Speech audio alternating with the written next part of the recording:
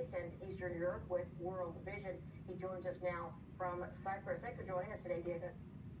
Glad to be here. We know people are continually on the move in Syria. What's most in need?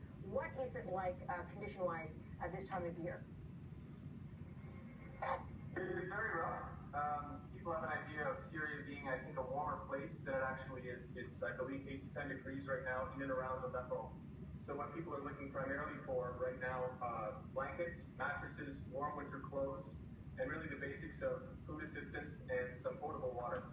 How easy or uneasy is it to get that aid to where it needs to go? We've heard of different problems, different obstacles in the past.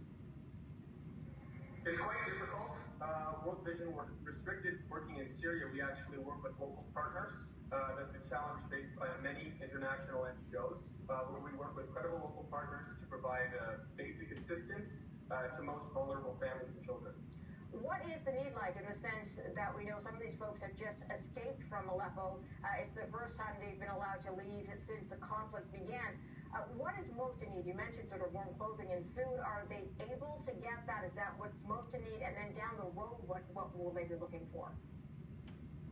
Well, as we stated, I think the immediate need again is basic food assistance, just figuring out where the next meal is going to come from, as well as having potable water. Blankets and winterization kits are essential. Again, people aren't sure what they're going to be putting down their heads at night. So to have really these basic items is first and foremost what they need. And down the road, we talk down the road, we could be talking 1 to 2 years or 10 to 12 years or beyond that, because some of the trauma that children are facing and families are facing is going far beyond a simple aid project into psychosocial support and dealing with the lasting trauma of seeing conflict and war. We know that about 30,000 plus people are on the move out of Aleppo. Do you have any idea of how many people are looking for that kind of assistance in that area? I would say that it's blanket assistance. We've heard as many as 60,000, and World Vision is going to target 100,000 people to receive assistance. And as I said, it's everybody. Everybody needs assistance. A lot of people are forced to pack up with nothing at all, or merely their clothes on their back. So we're looking to provide full assistance to everybody that has had to leave and that have been affected by these population movements. Are there other areas in Syria that you're focused on as well, outside of the Aleppo region? Yes, it's a very complex operation. World Vision is always looking for that we provide, I would say, essential materials and programming. So that's also in South Syria.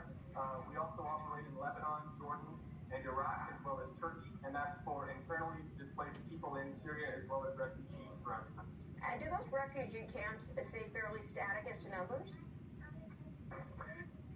It depends on a range of issues. It's, I would say, more stable in Jordan, and due to several political sensitivities and complexities in Lebanon, that number can change and go up and down. And Iraq faces both an issue of having refugees come to the country as well as people that are internally displaced. So each country really has its own, I would say, complexities in programming. All right, David Muckley, so thanks for joining us today. David's with World Vision. He's joining us today from Cyprus. Thanks for that. Merry Christmas. U.S. President Barack Obama and First